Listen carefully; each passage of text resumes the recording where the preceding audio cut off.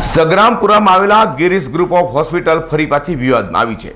2 દિવસ પહેલા નવી સિવિલ હોસ્પિટલની અંદર એક મહિલાના કાનની બુટ્ટી ચોરાઈ હતી, ત્યારે ગિરીશ ગ્રુપ ઓફ હોસ્પિટલની અંદર એક પુરુષનું હાલ મૃત્યુ થવા પામ્યું હતું।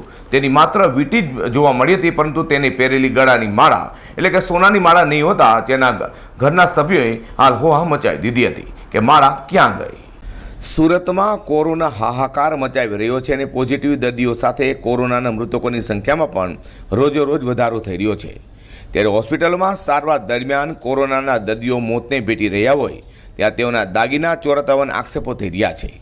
અગાઉ સુરત નવી સિવિલ હોસ્પિટલમાં મૃત મહિલાના દાગીના ચોરાયાના આક્ષેપ બાદ સગ્રામપુરા ખાતે આવેલા ગિરીશ ગ્રુપ ઓફ સગ્રામપુરા ખાતે આવેલી ગિરીશ ગ્રુપની કોવિડ હોસ્પિટલમાં ભરત ત્રિવેદી નામના દર્દીને દાખલ કરવામાં આવ્યો હતો, જ્યાં તેઓના મોત બાદ પરિવારની માત્ર સોનાની વીંટી હોસ્પિટલ દ્વારા આપવામાં આવી હતી।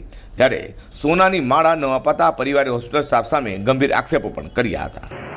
મારું નામ રશ્મિકાંત ત્રિવેદી, મારા પિતાજી ભરતભાઈ ત્રિવેદી એમણે અમે 31 તારીખે ગિરીશ ગ્રુપ ઓફ હોસ્પિટલમાં એડમિટ કરેલા હતા અને કોવિડ પેશન્ટ હતા તો એમના ગળામાં એક સોનાના મણકાની ચેન રુદ્રાક્ષની માળા સાથે અને એક સોનાની વીંટી હતી, પણ ટ્રીટમેન્ટ એ લોકોએ સારી આપી છે, પણ ટ્રીટમેન્ટના પછી એમની આજે એક્સપાયર થઈ ગયા છે 7 તારીખે।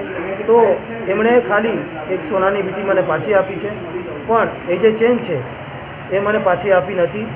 મારા પાસે એક વિડીયો છે, એની અંદરમાં છે કે પેલી ચેન એમના પાસે હતી પણ એ લોકોએ મને પાછી નથી આપી। તો એ મેળવવા માટે મેં એ લોકોને ફરિયાદ કરી હતી, તકરાર કરી હતી, તો એ મળવી જોઈએ એવી મારી ઈચ્છા છે।